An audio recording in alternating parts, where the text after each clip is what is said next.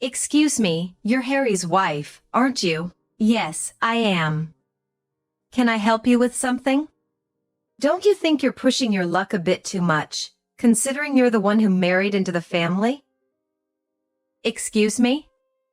What are you referring to? People are saying that you're a nightmare for your mother-in-law. Pardon? This unexpected confrontation happened one afternoon when a gossip-loving woman, Juliet, approached me during a grocery run.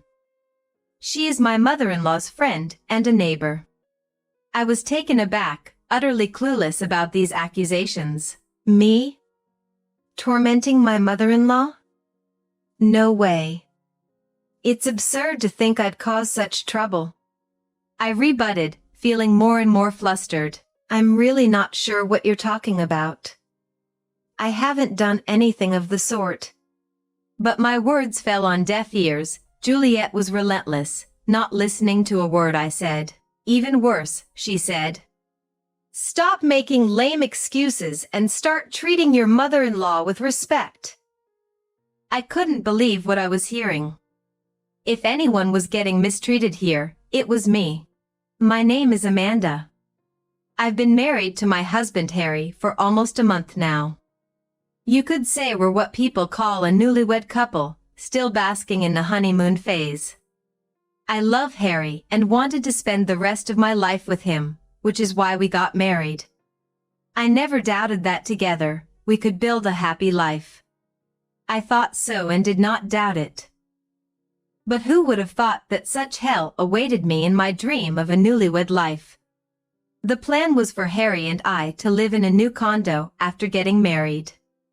The condo was scheduled to be completed before our registration date, and we planned to start moving in bit by bit once we registered our marriage. However, due to some unforeseen issues on the builder's end, the completion of the condo was delayed by about 2 months. This meant we couldn't proceed with our moving plans as expected. At first, we considered postponing the registration date and thus, the moving date.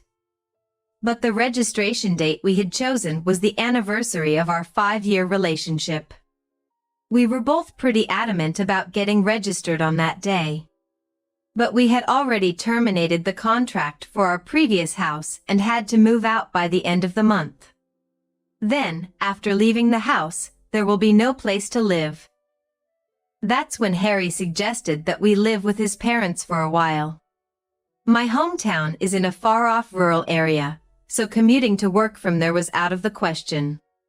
But Harry's parents' house was relatively close to our workplace, so commuting wouldn't be much of a problem.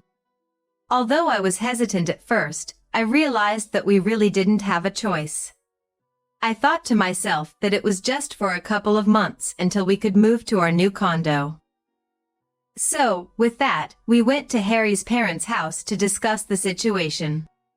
I had met Harry's parents before. They seemed like any normal couple. A chatty mother and a quiet father. I thought they were just a normal married couple that you can find anywhere. I didn't think living with them, even temporarily, would cause any serious conflicts. I had a very light-hearted attitude towards it. When we arrived, Harry's mother greeted us with a smile. Welcome, Amanda, Harry. Please come in, she said, offering us tea and a plethora of snacks. After some small talk, she asked, You said you had something to discuss. What's going on? Harry and I exchanged glances, turned back to his parents, and he said, Mom, Dad.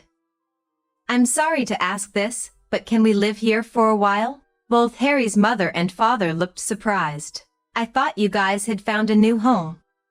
His father asked. The construction of the condo we were supposed to move into is delayed. We've already given up our old house, so we need a place to stay for about 2 months. Harry explained. His mother's eyes lit up at that. So, that means we'll be living together, she said.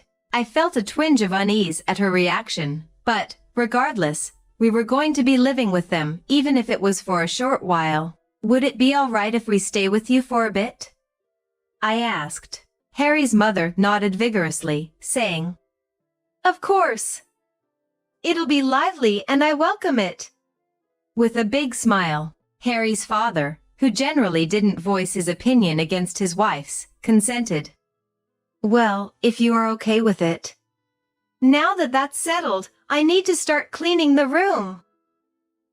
Saying that, my mother-in-law seemed to be quite enthused by herself. Honestly, I did sense a slight difference in our enthusiasm towards living together, but I was just grateful to have secured a place to live. Rather, I thought I could never thank my mother-in-law enough for welcoming us so warmly.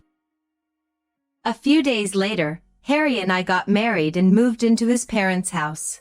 On that day, his mother prepared a great feast for us, all of which were Harry's favorites, and he was stuffing his face saying, "This is so good." To be honest, I was a little shocked because he rarely praised the food I made, but seeing Harry's smile somehow made me feel relieved. Amanda, you're family now. Eat as much as you like, his mother told me. Thank you, I said, and enjoyed my mother-in-law's delicious food to my heart's content. She prepared separate rooms for Harry and me, and since we were tired that day, we decided to sleep separately. However, the next morning, I was awakened by my mother-in-law's voice. Amanda? What time do you think it is? Please get up. Wait, sorry? When I looked outside the window, it was still dim. When I checked the time on my smartphone, it was still 5 a.m. I didn't understand why she woke me up so early on my day off, and when I looked confused, she said, "Don't space out. Please get up. You're in charge of breakfast from today on, okay?" Well, but I thought we were going to share the chores. When I nervously said this, she laughed. Hey, what nonsense are you talking about? Don't make me laugh by saying you're going to share chores while you're living here. Hurry up. With that, she left the room. Why did she separate Harry's and my room?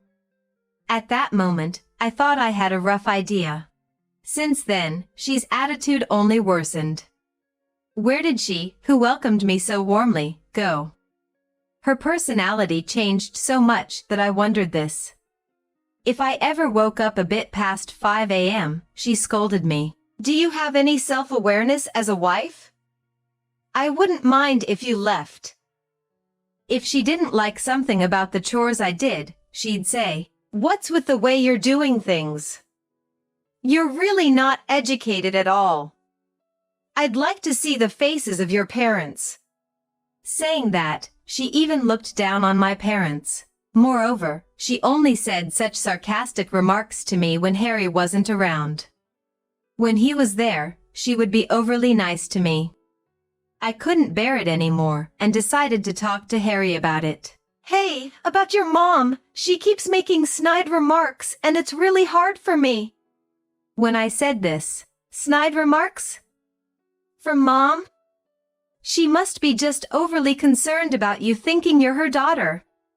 Harry laughed. I'm seriously worried. No matter how many times I told him this, Harry never took me seriously, and he always ended the conversation by saying, Mom's just worried about you. Please try to get along.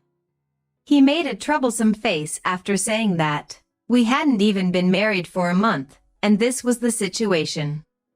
I was quite desperate about my newlywed life with Harry. And then, the incident happened. Being taunted and oppressed by my mother-in-law every day, shopping time was the happiest time for me, who was getting close to my limit. I had the day off this day too, so I finished all the tasks that my mother-in-law told me to do and went shopping. After finishing my shopping, I went to the grocery store to buy what my mother-in-law had asked for.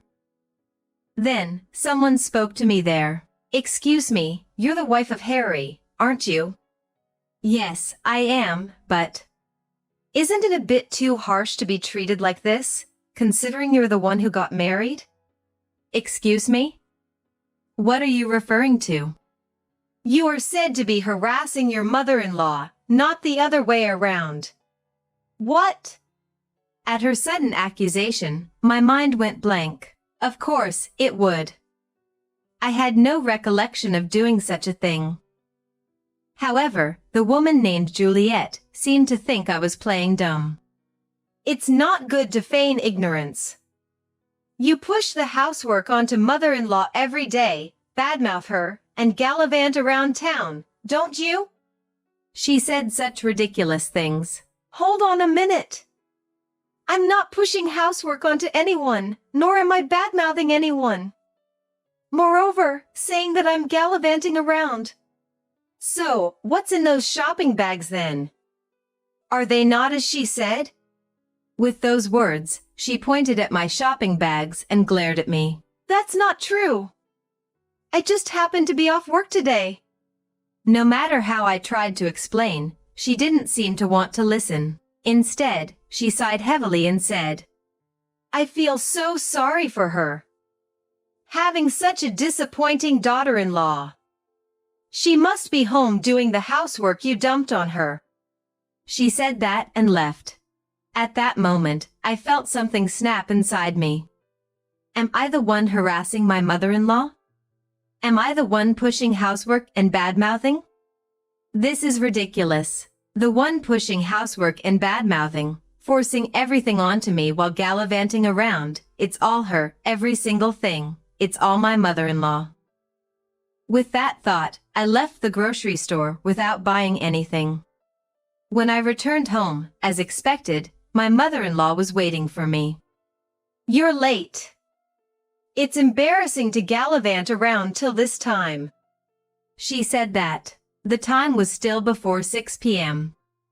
I wanted to retaliate, but I swallowed my anger and replied, I'm sorry. Then she sighed deliberately and asked, So, did you get what I asked for? I'm sorry. I rushed back home. So, I replied. Then she started to get angry, her face turning red. Stop slacking off.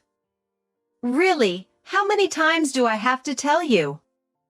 You're such a useless daughter-in-law. A disappointing one. It's embarrassing that you're my son's wife. She yelled at me. At that point, I smiled at her. I'll become the kind of daughter-in-law you say I am. Anne declared. At that, she looked surprised for a moment. Finally understood, did you? But she quickly smirked, and then. So for starters, go buy what I asked for and then start preparing dinner. Before she could finish, I interrupted her. That's impossible. I have to push housework onto you, after all. What? As expected, she looked shocked, her eyes wide as she stared at me. What are you saying? What am I saying? You're the one who said it, aren't you? That I'm pushing the housework onto you. Huh? She seemed confused, not understanding what I was talking about. So, for her sake, I explained in detail. I was approached by your friend at the grocery store today. She told me that I'm pushing housework onto you, badmouthing you, and gallivanting around. So, I thought I should become the kind of daughter-in-law you're telling her about. As I said that with a smile, she started to get flustered. Her mouth opened and closed, as if she wanted to say something but couldn't find the words. Mother. That's how it is. There's only a short time left for us to live together, but during that time, I won't do the housework, and I'll speak ill of you.